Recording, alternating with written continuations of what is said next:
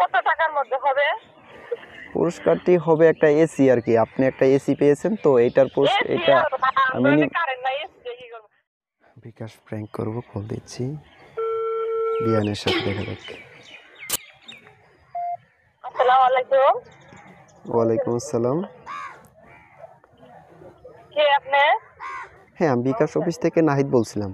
তো আমাদের বিকাশ ক্যাম্পেইন থেকে হ্যাঁ, প্রত্যেক বলেন। বছরই কিছু পুরস্কারের আয়োজন করে থাকে। সেই পুরস্কারটি আসলে আপনি একটা পুরস্কার জিতছেন, তো সেই পুরস্কারটি নেওয়ার জন্য আপনাকে ফোন দেওয়া হয়েছে।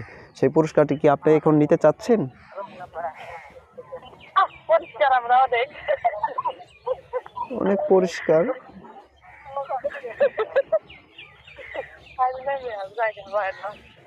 হ্যালো। হ্যাঁ, আপনি হাসছেন কেন?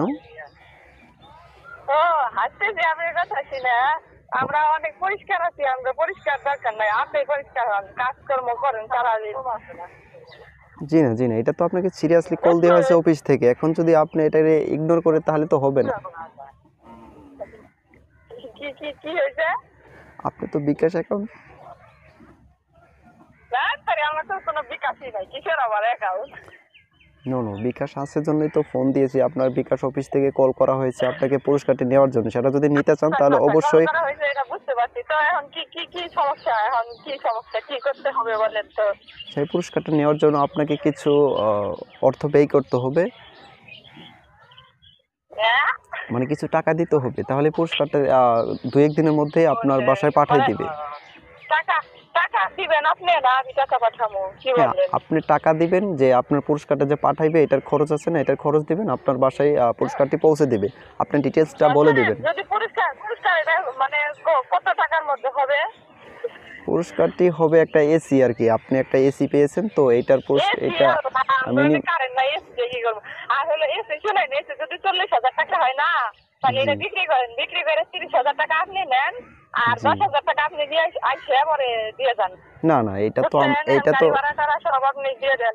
না, এটা তো আমার দ্বারা সম্ভব না। কারণ হচ্ছে যে আমি এখানে চাকরি করি, আর এটা আমার পক্ষে সম্ভব হবে না।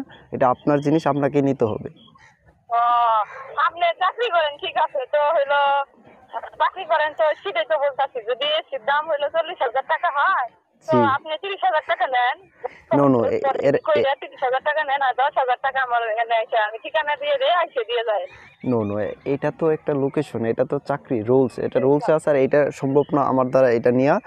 তো আপনাকে নিতে হবে। আপনি যদি না নেন তাহলে এটা অফিসে পড়ে থাকবে। এটা আর অফিস দেখবে, সেটা আমি কিছু জানি না, বাট আমি আপনাকে খবরটা জানিয়ে দিলাম। তো না না, আমার এসির দরকার নাই ভাই, আমার শ্বশুর বাড়ি এসি আছে। ও আচ্ছা,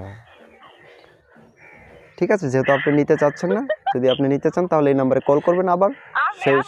আপনি লাগান, আপনি দরকার পড়তে পারে না, আপনি লাগান। এসি আমগো বাড়িতে যে পাতা থাকা যায় না, আর এসি নিয়ে ঝামেলায় পড়বো না। বুঝতে পারছি, আপনি বড় লোক, তাই না? ঠিক আছে ম্যাম, ভালো থাকেন, আল্লাহ হাফিজ।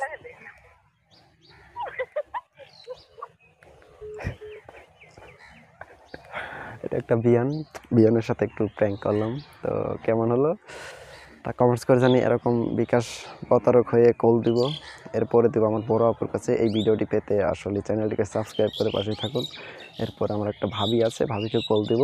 তো এইভাবে সবাইকে কল দিয়ে আমি প্র্যাঙ্ক করব। তো ভালো থাকেন, সুস্থ থাকেন, পরবর্তী ভিডিও পাওয়ার জন্য অপেক্ষা করুন। ধন্যবাদ।